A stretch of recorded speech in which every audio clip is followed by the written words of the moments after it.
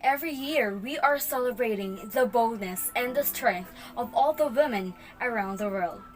And as we celebrate the National Women's Month in the midst of pandemic, may we celebrate not only the grandest success, but also the small wins, the struggles, the resiliency, and the passion of all the women in today's generation. This is Jessa Andrada, and this is my story.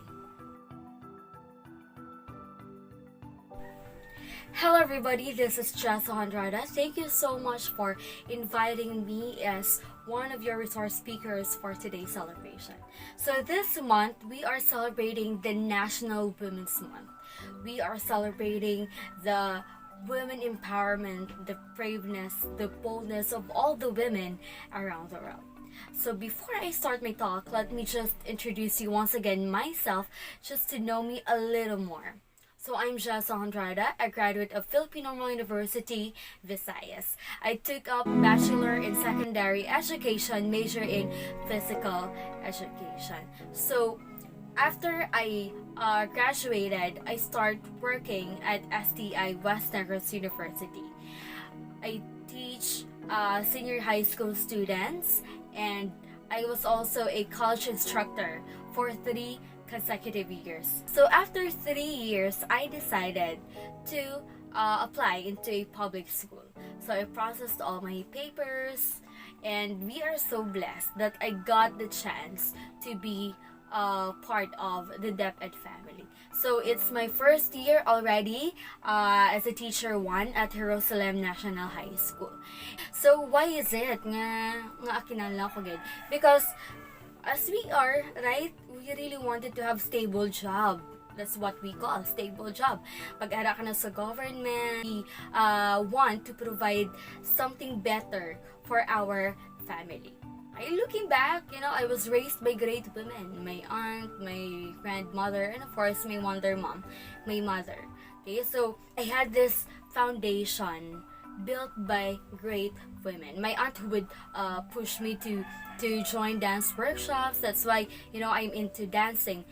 I joined hip-hop, folk dance, and of course my forte, Latin dance sports, would push me to join pageants. The self-confidence is built there at an early stage. And then my grandmother, who was so selfless, kind, generous, and of course my mom. At first, I keep asking myself, why is it nga kinanglan mag-work layo sa family? Until I realized how brave she was to take that risk, to be that, kumbaga ka sacrificial lamb. She sacrificed herself para lang makahatag better life or makaprovide and masustain ang mga needs ng iyang family. Those women who built my foundation. Right? So, great women build great women. So, ang bagay nila, grabe daw ang aking nga confidence. But you know what to tell you, confidence is not a one-time shot. It is a continuous build-up of your personhood, of your self-esteem, your self-worth, knowing your value, and the value that you give to other people. That's why I'm confident enough with myself. It's embracing everything that you have, but working on to your better version of yourself. So aside from that, of course, may mga struggles. There will be people who will put you down. I remembered when I was being bullied because I joined Miss PNU that time, 2013. So, joining pageants, one of my, source of income. Ga-join ko pageant. Kaya, syempre, usually, dako gid man ang price. Let's say, 5,000 or what, or other incentives. I felt, degraded. No. Once you embrace yourself, once you know your value, once you know what you bring to the table, no one can use it against you. No one can use your insecurities against you once you are secure with yourself. So, there are people nga will really put you down once nakita nila nga you are in a higher place na. So, why add another source of income? I started doing business sang gahulat ko ranking for DepEd. So, I sell, handmade bracelets. If makita niyo siya sa screen, tiga-vlog lang. Okay, I'm selling handmade bracelets. Ginagmay lang. I think few years ago when I told my mom to stay na for good because she was working sa Manila. And my mom is a good seamstress. So she was working before with Bench, with Levi's and other company B, no, mga big companies na sa clothing. Okay? I really wanted to put up a business. So now, here's one unsolicited tip or advice, no, if you are starting your business. So number one, identify what are the things that you are good at. May it be in cooking, or vlogging, what else, doing handicrafts, you know. Kaya nga, namin ginang mag-business ka, nga gusto mo imo ginaobra. Right? There will be times of exhaustion, kapoy ka na, you feel like you're giving up. But once gani nga, gusto mo imo ginaobra, you find happiness in doing that one. Right? There are lots of reasons for you to continue. And of course, the kind of service that we can give to people. Service is very important in defining success. Right? It's not just about the money that we will be earning. It's about the service that we give to people. It's also very important to identify why do you want to put up this business. Okay? Why? Do you want another source of income? Do you want to buy a new house? Do you want to buy a new car? Your whys will serve as your fuel. Right? Makapoy ka. But once you know, kung para sa diin mo na siya ginaobra, you will keep on going. That will serve as your fuel. Once nga ma-identify mo na ang why mo, the how is easy na lang na siya. Paano mo na sobrahon? Ihimay-himayon mo na siya. Right? You have to make your visions clear. What do you really want in life? Only few people will understand your vision, but it doesn't matter. Because the only important thing is the belief in yourself. Tama? Tama. In starting a business, it will never be an easy ride.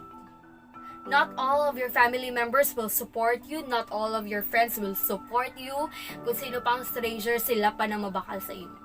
But what's important is the belief in yourself.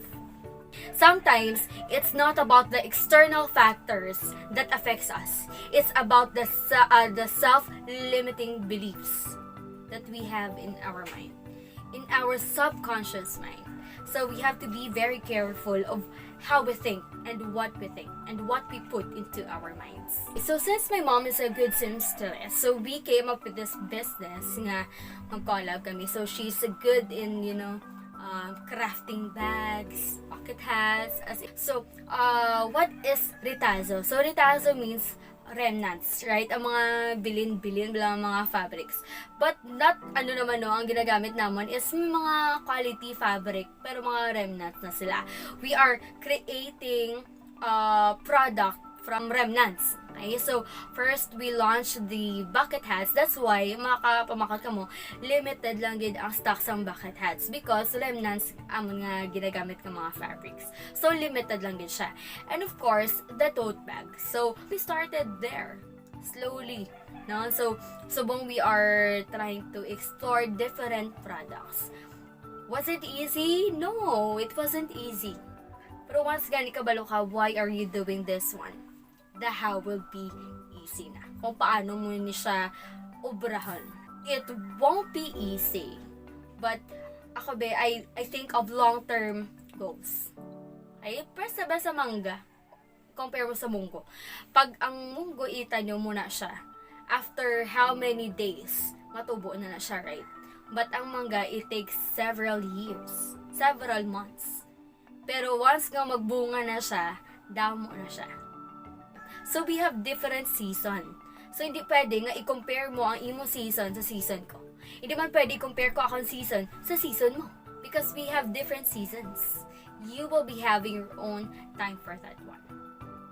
And failure is essential. If you will ask all of those successful men and women, failure is necessary. It doesn't matter how many times you failed. What matters is how many times you stand up. Fail fast. Fail ka, bangon na yun. Dus mo ka, bangon na yun. Many will be quitting in the middle of their season, in the middle of their run. And that is your advantage if you don't quit. So I am not successful yet. We are just starting. I am just starting. Okay? So for now, I'm handling 3 different small businesses. Retazo lang akong i-reveal, but legal to siya tanan, guys. If you think you will fail, then you are right. You will fail. If you think you will succeed, then you are right also. You will succeed. May you put that vision into reality. Start now. Give a good service. Be consistent. Be committed. Later on, all of your hard work will pay off.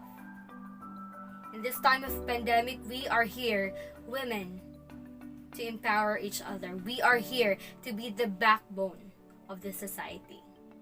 Do not let anybody tell you what you can and you cannot be. Because you are meant for something good. You are meant to be better. You are meant to be abundant and successful. This is Jessa Andrada, your modern JUANA.